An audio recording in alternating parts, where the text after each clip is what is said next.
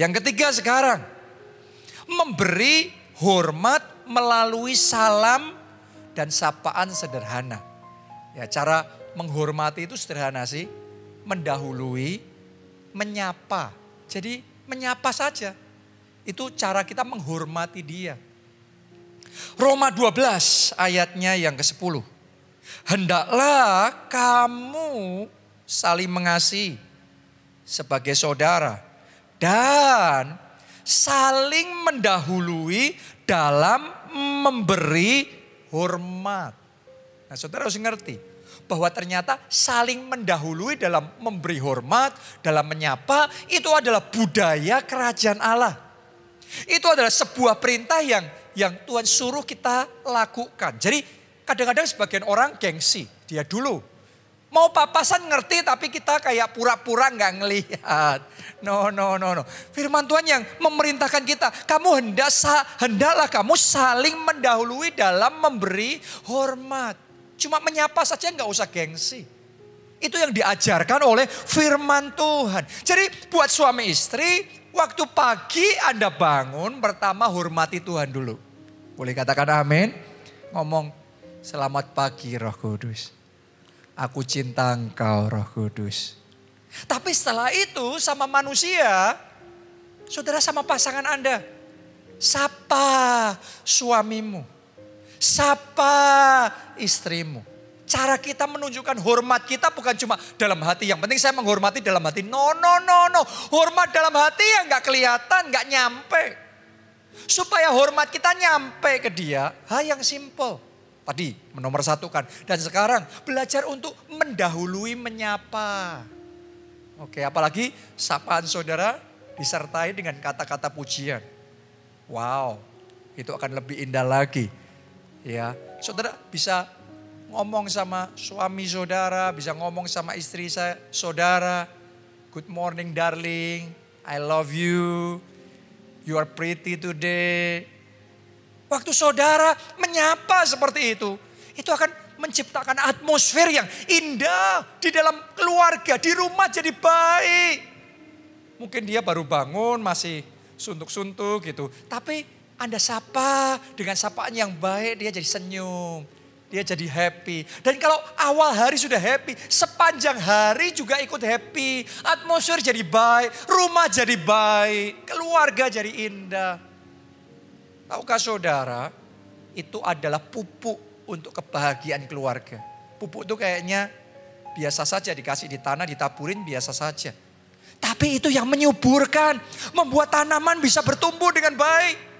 Sama halnya dengan hal-hal yang kecil seperti itu, sapaan-sapaan kecil, perhatian-perhatian kecil seperti itu. Kayaknya gak ada apa-apanya, kayaknya biasa. Tapi itu yang membuat pernikahan jadi harmonis, pernikahan jadi menyenangkan, keluarga jadi indah. Dan itu budaya yang diajarkan oleh firman Tuhan, saling mendahului menyapa, saling mendahului memberi hormat. Oke, ambil komitmen ya. Kita bertumbuh ya, jangan ngomong, ya saya gak punya kebiasaan kayak gitu. Mulai sekarang kembangkan kebiasaan yang diajarkan firman Tuhan. Ini firman Tuhan, ini bukan cuma nasihat manusia. Firman Tuhan mendahului, menyapa, memberi hormat satu dengan yang lain. Yang terakhir, yang keempat, belajar para istri ya, tampil good looking. Buat suamimu, suami juga sih sama ya, belajar tampil yang baik buat istri saudara. Kita baca dulu Wahyu 21 ayat yang kedua.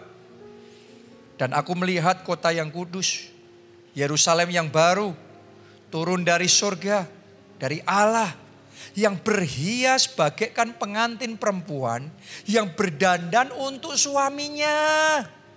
Wow, ternyata kota yang kudus, Yerusalem itu ketika turun itu bukan turunnya biasa. Tapi berdandan. Alkitab ngomong seperti pengantin perempuan yang berdandan untuk suaminya. Kita gereja Tuhan disebut mempelai wanita Kristus. Dan Tuhan Yesus dia disebut mempelai prianya. Ternyata untuk jadi mempelai gak bisa asal-asalan. Mempelai harus berdandan buat siapa? Buat pasangannya. Mempelai wanita berdandan buat mempelai pria. Kenapa? Itu respect.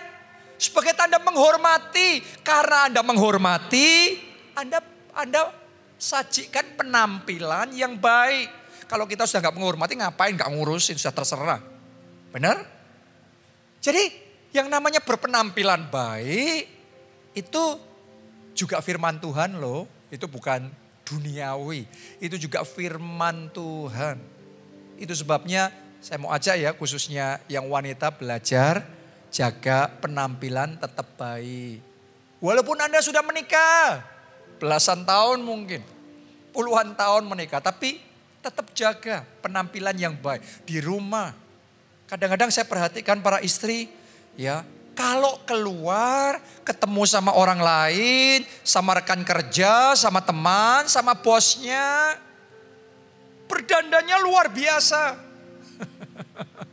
Tapi kalau di rumah ada keluarga aja, suami asal-asalan, baunya apek. No. Saudaraku, yang kayak gitu tidak akan membangun pernikahan saudara. Oke? Anda jangan ngomong saya gak perlu lagi berpenampilan baik. No. Salah satu cara kita menghormati berpenampilan baik. Bukan berarti Anda harus dandan seperti kayak mau ke resepsi. Kalau Anda sedang di rumah gak perlu seperti itu. Tapi yang penting jaga. Tetap bersih. Tetap rapi. Bau harum. Tetap menari. Jaga itu. Oke. Karena Alkitab ngomong. Suami istri itu sama seperti hubungan jemaat dengan Kristus.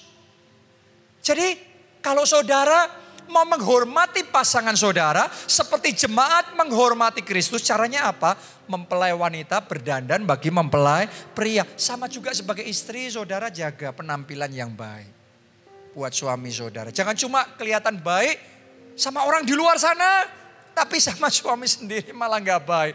No, mari kita hormati pasangan kita. Mari kita jaga penampilan tetap baik. Oke? Dan saya berdoa firman Tuhan hari ini Tuhan pakai untuk bicara dalam hati saudara. Ini semua adalah pupuk membuat pernikahan kita tambah harmonis, tambah bahagia.